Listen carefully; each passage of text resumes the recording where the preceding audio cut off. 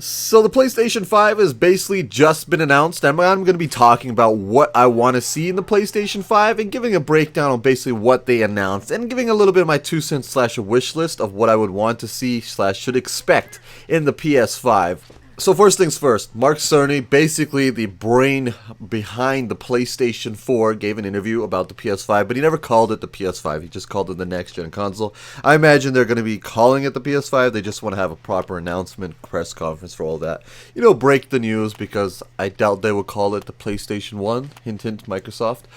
So let's talk about what they announced so far. It's not going to be coming in 2019, so if you had your hopes for brand new PS5, don't expect it this year. Most likely 2020. I could see 2021 if it needs to be delayed, but 2020 seems like a solid bet. You know, the PlayStation 4 has had a very, very good life cycle in my opinion. I remember this time when the PlayStation 3 was the current console, I was itching for a new one.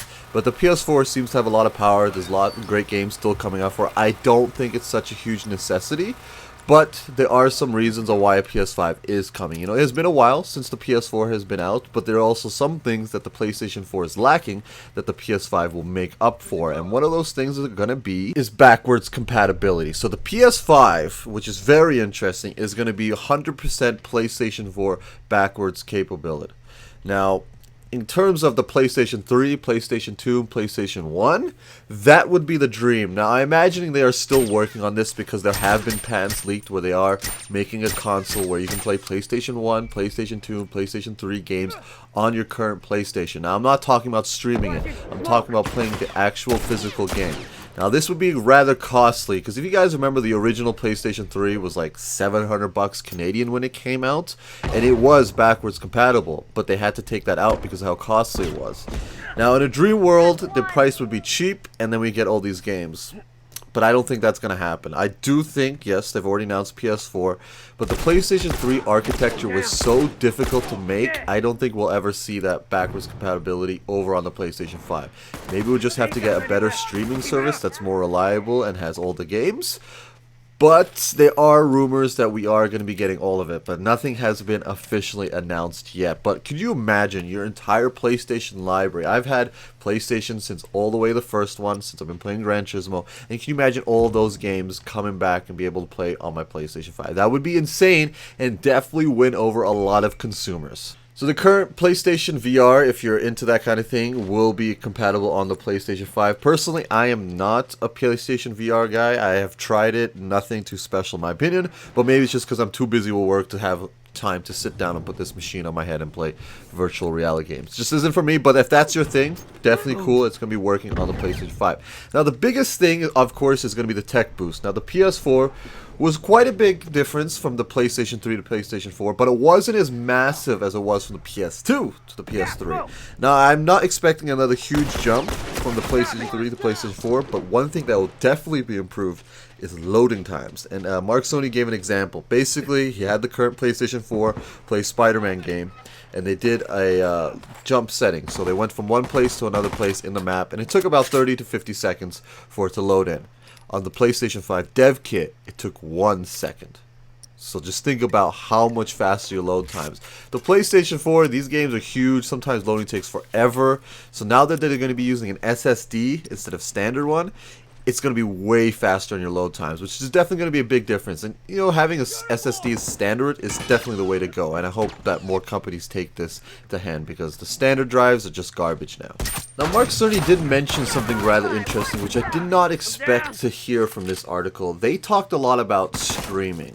Now, streaming is definitely the way of the future. Everybody's getting to streaming. As you guys probably already know, Disney has just gone to streaming with their Disney Plus. They have a huge movie library, and that's going to be all on there. And of course, PlayStation has a huge library, but I don't think they really took advantage of their library this current console generation with streaming.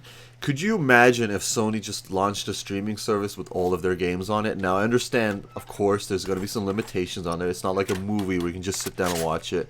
If you're playing a game, there is going to be certain lag, but it's better than nothing.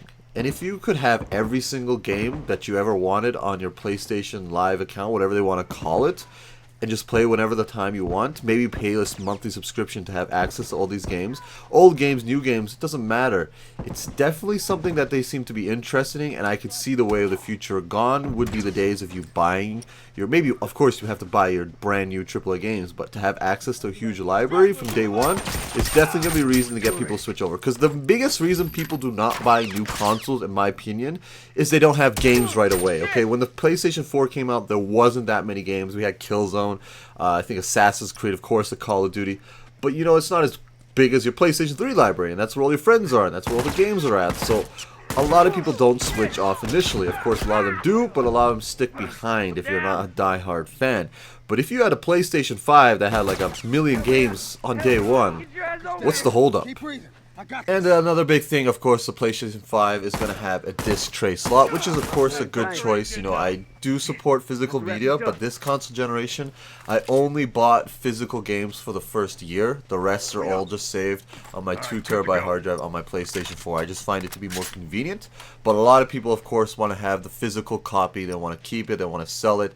That is still going to be there with the PlayStation 5, and that's definitely a good thing. You know, I'm a little worried about Microsoft, considering how they just announced that discless Xbox, and hopefully they're not doing that for the future, the Xbox 2, whatever they decide to call it, because giving consumers more options is definitely always the best choice to go by.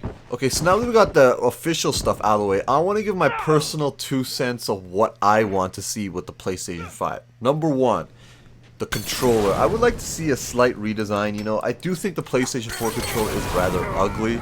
I think the PS3 looked a little better, but the Xbox One controller, I'm looking at it right now, and it is definitely a pretty controller. Although I don't like the way the sticks are on the Xbox. The PlayStation 4, I prefer the symmetry. And also the battery life improved. The PlayStation 3, I felt like I was charging that controller once a month. It seems like every other day I have to charge my PS4 controller. Now I imagine it has something to do with the light bar. If there's some way how they can make that more efficient, or if we even need a light bar, maybe perhaps get rid of it or change it. But the PlayStation 4 battery life was rather low. And also, if you're going to keep the touchpad, perhaps make it a touch screen, because the touchpad is completely useless. I do not use it for any of my games.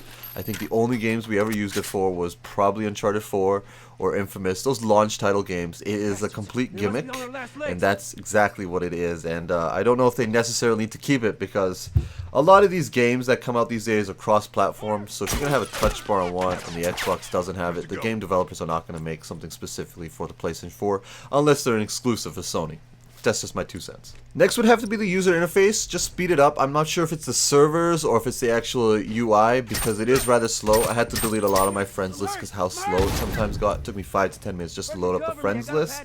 Another thing, add Bluetooth to the PlayStation 5. You know, it would be nice to have that instead of just using these standard headsets. I know a lot of people want to use Bluetooth, and it definitely would make things a lot easier if that was in the PlayStation 5. But that's just my 2 cents for today's video, guys. If you want to see more in-depth details on my wish list of what I want to see in the PS5, because it is still early days, let me know in the comments down below. And as always, I'll see you in the next one. That was dead.